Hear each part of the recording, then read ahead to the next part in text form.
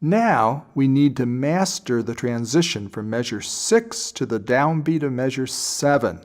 This is a tough one. Going along in measure 6, we have the C octaves.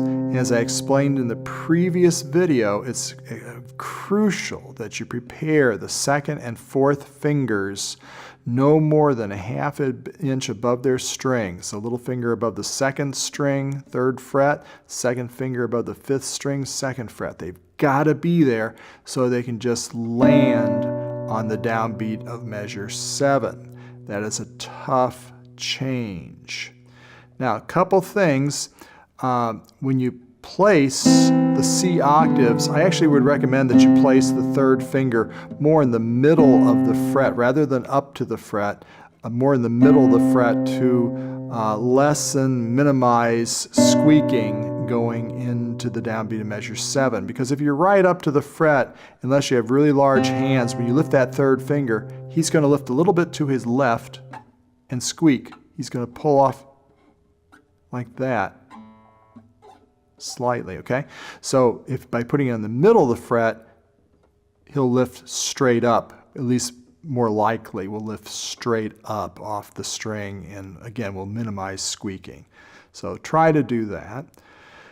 All right, so when we go from the C octaves to the B and the D, right hand we're using P and I to P and M. Make sure you play it consistently like that so that doesn't confuse your left hand. Sometimes changing your right hand fingering every time you play something can confuse the left hand. So make sure that doesn't happen. All right, then, so our challenge is to place 2 and 4 precisely as we lift 1 and 3, precisely as we pluck with P and M. As on the other changes, we do not play the C octaves, lift, and then play the next chord. It should not sound like that, chop like that. It should sound legato, connected. Like that, okay? Now, you can practice the change by itself over and over again. And that's fine. If you can get it to sound good just by doing that, all the power to you. But if you have trouble with it, as most people will, here's some great exercises to help you. First exercise is to place the B and the D down with your left hand and leave those 2 fingers there. This is an exercise for left hand alone. You're not going to pluck anything. In fact, I'd recommend that you damp the strings with your right hand. Just set some fingers or your thumb across all 6 strings. And what we're going to do, we're going to hold that interval, those 2 fingers down. We're going to place the C octaves, the 1st and 3rd fingers on their Cs, and lift. Place, lift, without lifting the 2nd and 4th fingers. This is going to develop some finger independence for you to be able to do the change smoothly. If you can't do this, you're going to have a hard time doing the change smoothly. Okay, now when you're doing this, you go slowly. You don't go boom, boom, boom, boom, okay? Slowly, down, lift, down, lift. Now, essential that you place that both fingers, 1 and 3, land simultaneously. Don't put one finger, and your tendency will be to place the 1st finger and then the 3rd finger because your 1st finger is strongest. Don't do that. Place both fingers together and lift them together. When you're doing it right, you can hear, just one sound of the fingers landing. You won't hear two hits of the fingers, though you'll hear just one hit simultaneous like that. And it helps if you practice with your eyes closed too. It helps heighten your sense of touch for the left hand. You can really feel if the 2 fingers are landing precisely together. Okay, so again, you're keeping the 2nd and 4th fingers down while you do this.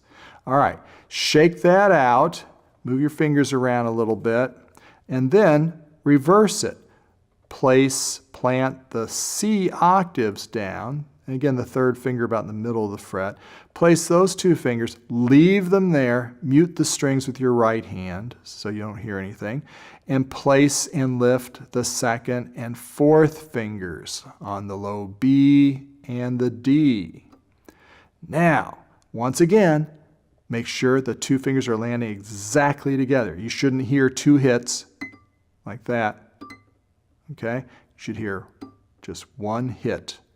And lift them simultaneously as well. Here again, this tendency will be for the second finger to land first because it's the stronger finger of the two. You got to fight that. You got to make sure they land together. Again, close your eyes. That always helps. Heighten your sense, your awareness of touch. Lift and place exactly together. Okay? And again, you go slowly, not fast. All right, shake it out again. And then try practicing the actual change, but still, left hand alone. Don't pluck anything. Just do left hand alone.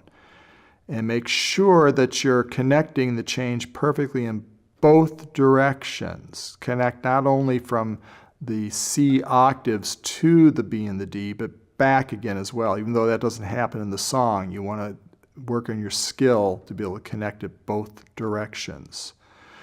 Once again, when you're doing the change like this, place both fingers together. It's like a spider. As one pair of legs lands on the strings, the other pair lifts up.